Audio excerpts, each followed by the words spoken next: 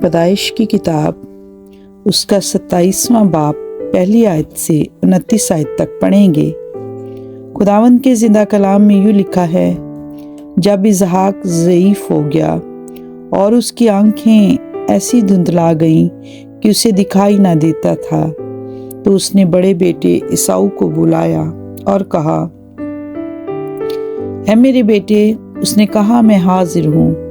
تب اس نے کہا، دیکھ میں تو ضعیف ہو گیا اور مجھے اپنی موت کا دن معلوم نہیں، سو اب تو ذرا اپنا ہتھیار، اپنے ترکش اور اپنی کمان لے کر جنگل کو نکل جا اور میرے لیے شکار مار لا، اور میری حسب پسند لذیذہ کھانا میرے لیے تیار کر کے میرے آگے لے آ، تاکہ میں کھاؤں اور اپنے مرنے سے پہلے دل سے تجھے دعا دوں۔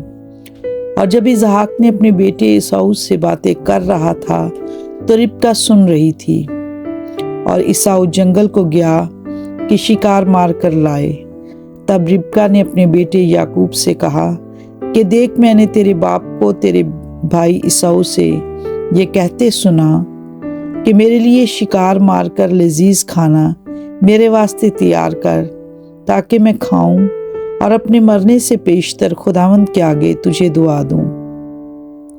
سو اے میرے بیٹے، اس حکم کے مطابق جو میں تجھے دیتی ہوں، میری بات کو مان، اور جا کر ریوڑ میں سے بکری کے 2 اچھے بچے مجھے لا دے، اور میں ان کو لے کر تیرے باپ کے لیے اس کی حسب پسند لذیذ کھانا تیار کر دوں گی، اور تو اپنے باپ کے آگے لے جانا تاکہ وہ کھائے اور اپنے مرنے سے پیشتر تجھے دعا دے۔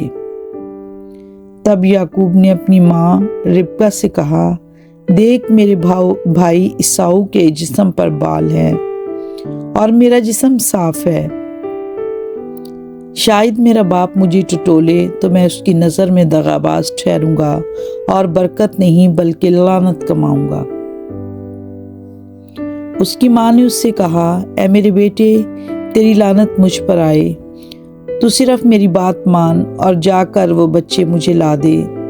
تب وہ گیا اور ان کو لا کر اپنی ماں کو دیا، اور اس کی ماں نے اس کے باپ کی حسب پسند لذیذ کھانا تیار کیا، اور ربکا نے اپنے بڑے بیٹے عیساؤ کے نفیس لباس جو اس کے پاس گھر میں تھے لے کر ان کو اپنے چھوٹے بیٹے یعقوب کو پہنایا، اور بکری کے بچوں کی کھالیں اس کے ہاتھوں، اس کی گردن پر جہاں بال نہ تھے لپیٹ دیں، اور وہ لذیذ کھانا اور روٹی جو اس نے تیار کی تھی اپنے بیٹے یعقوب کے ہاتھ میں دی۔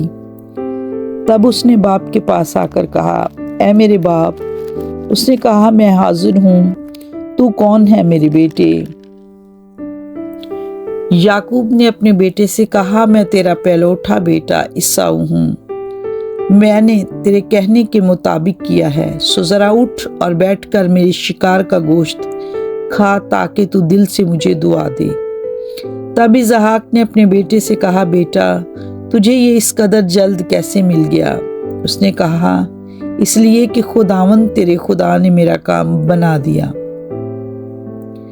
تب اسحاق نے یعقوب سے کہا، اے میرے بیٹے، ذرا نزدیک آ کہ میں تجھے ٹٹولوں کہ تو میرا وہی بیٹا عیساؤ ہے یا نہیں۔ اور یعقوب نے باپ اسحاق کے نزدیک گیا اور اسے ٹٹول کر کہا کہ آواز تو یعقوب کی ہے، پر ہاتھ عیساؤ کے ہیں، اور اس نے اسے نہ پہچانا، اس لیے کہ اس کے ہاتھوں پر اس کے بھائی عیساؤ کے ہاتھوں کی طرح بال تھے۔ سو اس نے اسے دعا دی اور اس سے پوچھا کہ کیا تو میرا بیٹا عیساؤ ہی ہے؟ اس نے کہا، میں وہی ہوں۔ تب اس نے کہا، کھانا میرے آگے لے آ، اور میں اپنے بیٹے کے شکار کا گوشت کھاؤں گا، تاکہ دل سے تجھے دعا دوں۔